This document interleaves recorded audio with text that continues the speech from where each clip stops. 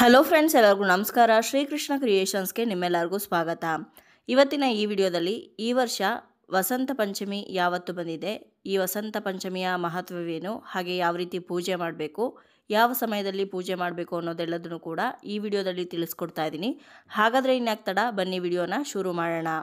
ಮಾಘ ಅಮಾವಾಸ್ಯೆ ಅಥವಾ ಮೌನಿ ಅಮಾವಾಸ್ಯೆ ಕಳೆದು ಮಾಘ ಮಾಸ ಆರಂಭವಾದ ನಂತರ 5ನೇ ದಿವಸಕ್ಕೆ ನಾವು ಪ್ರತಿ ವರ್ಷವೂ ಕೂಡ ವಸಂತ ಪಂಚಮಿಯನ್ನು ಆಚರಣೆ ಮಾಡ್ತೀವಿ. ಈ ವಸಂತ ಪಂಚಮಿ ದಿವಸ ವಿಶೇಷವಾಗಿ ಸರಸ್ವತಿ ಪೂಜೆಯನ್ನು ಮಾಡಲಾಗುತ್ತೆ. ಸರಸ್ವತಿ ಪೂಜೆಯನ್ನು ಮಾಡೋದಕ್ಕೆ ವರ್ಷದಲ್ಲಿ 2 ದಿನಗಳು ಬಹಳನೇ ಶ್ರೇಷ್ಠ. ಅದರಲ್ಲಿ ನವರಾತ್ರಿ ಸರಸ್ವತಿ ಪೂಜೆ ಒಂದಾದರೆ ಮತ್ತೊಂದು ವಸಂತ ಪಂಚಮಿ ದಿವಸ ಸರಸ್ವತಿ ಪೂಜೆ ಮಾಡೋವಂಥದ್ದು.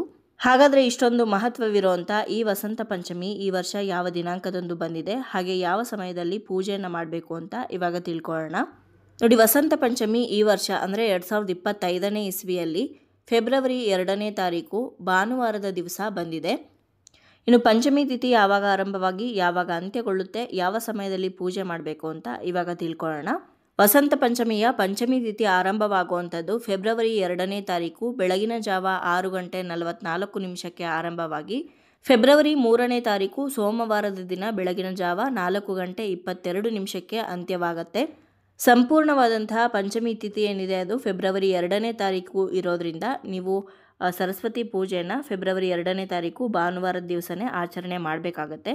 ಇನ್ನು ಮುಹೂರ್ತ, ಯಾವ ಮುಹೂರ್ತದಲ್ಲಿ ನೀವು ಪೂಜೆಯನ್ನು ಮಾಡಬೇಕು ಅಂತಂದರೆ ಫೆಬ್ರವರಿ 2ನೇ ತಾರೀಕು ಬೆಳಗಿನ ಜಾವ ಬ್ರಾಹ್ಮಿ ಮುಹೂರ್ತದಿಂದ ಹಿಡಿದು ಅಂದರೆ 5:38 ಆರಂಭವಾಗಿ ಬೆಳಗ್ಗೆ 11:57 ಕೂಡ ನಿಮಗೆ ವಸಂತ ಪಂಚಮಿಯ ಮುಹೂರ್ತ ಇದೆ, ಶುಭ ಮುಹೂರ್ತ. ಆ ಸಮಯದಲ್ಲಿ ಪೂಜೆಯನ್ನು ಮಾಡ್ಬೋದು.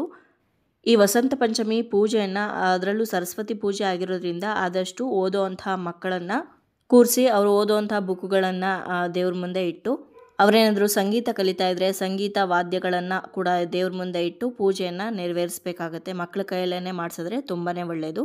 ಸರಳವಾಗಿರುವಂತಹ ಸರಸ್ವತಿ ಮಂತ್ರವನ್ನು ಹೇಳಿಕೊಂಡು ಸರಸ್ವತಿಗೆ ಪ್ರಿಯವಾಗಿರುವಂತಹ ರಂಗೋಲಿಯನ್ನು ಹಾಕಿ, ಹಾಗೆ ಸರಸ್ವತಿಗೆ ಬಿಳಿಯ ಬಣ್ಣ ಅಂದರೆ ಬಹಳನೇ ಪ್ರೀತಿ, ಹಾಗಾಗಿ ಬಿಳಿ ಬಣ್ಣದ ಬಟ್ಟೆನ ಧರಿಸ್ಕೊಂಡು ಹಾಗೆ ಬಿಳಿ ಬಣ್ಣದ ಹೂಗಳನ್ನು ಅರ್ಪಿಸಿ ಬಿಳಿ ಬಣ್ಣದ ಪ್ರಸಾದವನ್ನು ಮಾಡಿಟ್ಟು, ಅಂದರೆ ಸಿಹಿ ಅವಲಕ್ಕಿ ಆಗಿರ್ಬೋದು, ಪಾಯಸ ಆಗಿರ್ಬೋದು, ಈ ರೀತಿ ಮಾಡಿ ನೈವೇದ್ಯಕ್ಕೆ ಇಟ್ಟು ಪೂಜೆಯನ್ನು ಸರಳವಾಗಿ ಮಾಡ್ಬೋದು. ನೋಡಿದ್ರಲ್ವ ಸ್ನೇಹಿತರೆ, ಇವತ್ತಿನ ಈ ವಿಡಿಯೋ ನಿಮ್ಮೆಲ್ಲರಿಗೂ ಇಷ್ಟ ಆಗಿದೆ, ಉಪಯೋಗ ಆಗಿದೆ ಅಂತ ಭಾವಿಸ್ತೀನಿ. ಇಷ್ಟ ಆಗಿದ್ರೆ ಲೈಕ್ ಮಾಡಿ, ಬೇರೆಯವ್ರಿಗೂ ಕೂಡ ಶೇರ್ ಮಾಡಿ, ಹಾಗೆ ನಿಮ್ಮ ಅನಿಸಿಕೆ ಅಭಿಪ್ರಾಯವನ್ನು ಖಂಡಿತವಾಗ್ಲೂ ಕಮೆಂಟ್ ಮುಖಾಂತರ ಬರೆದು ತಿಳಿಸಿ. ಮತ್ತೊಂದು ಉಪಯುಕ್ತ ಪೂಜಾ ಮಾಹಿತಿಯೊಂದಿಗೆ ನಿಮ್ಮನ್ನ ಮತ್ತೆ ಭೇಟಿ ಆಗ್ತೀನಿ. ಅಲ್ಲಿಯವರೆಗೂ ಧನ್ಯವಾದಗಳು. ಲೋಕ ಸಮಸ್ತ ಸುಖಿನೋ ಭವಂತು.